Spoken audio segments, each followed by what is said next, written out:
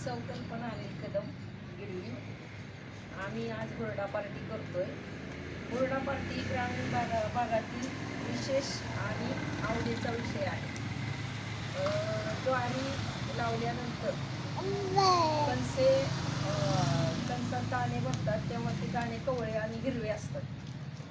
ते दाणे त्याची चव खूप गोड असते, म्हणून ती कणसे घरी आणायची आणि गोवऱ्याचा विस्तव करून त्याच्यावर भाजायची आणि हातावर चोळून त्यातील दाणे बाहेर काढून हे दाणे तिखट, मीठ, शेंगदाण्याची चटणी, जवसाची चटणी, खजूर असं वेगवेगळे पदार्थ घेऊन त्याच्याबरोबर खाण्याचा आनंद हा वेगळाच असतो.